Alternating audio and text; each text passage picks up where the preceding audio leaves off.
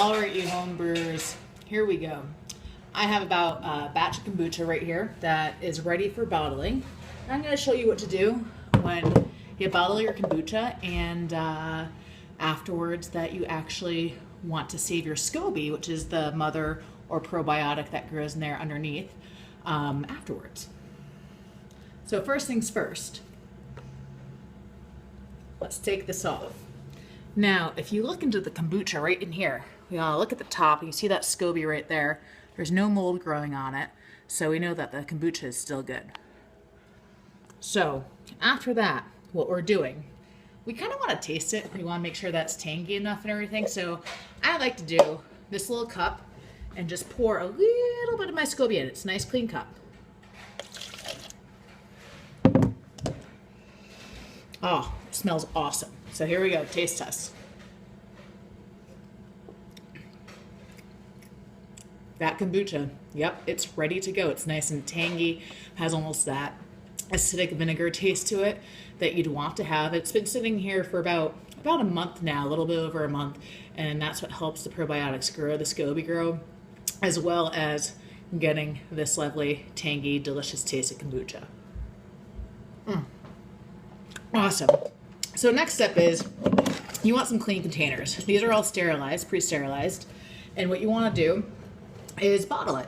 So what you do is, like I just did, pour your kombucha on in. You got that new SCOBY growing on top that wants to come out. And for me, I like to use a funnel so I don't spill. So I just put my funnel right there, and here we go with filling up my kombucha bottle. All right, and I'm just going to repeat that process over and over and over again until I empty out this big gallon of kombucha.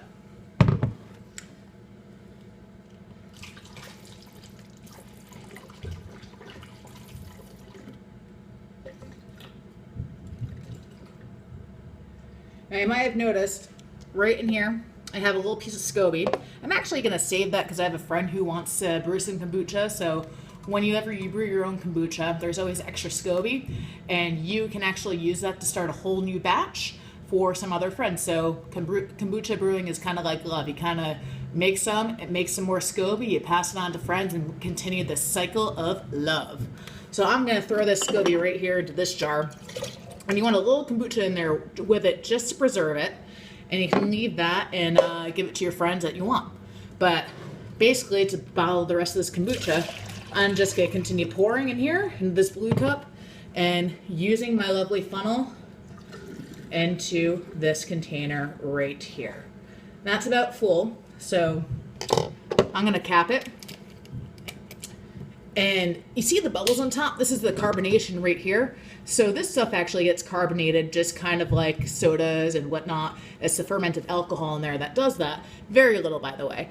But you can let this sit at room temperature for a few days, and it builds up that carbonation. So when you pop this cap, you might hear a tss sound, just like you would if you open up a new bottle of soda.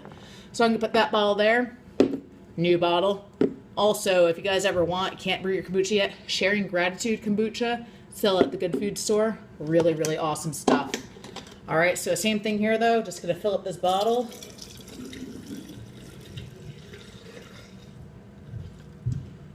That one is basically full. I'm gonna put a little bit more in here.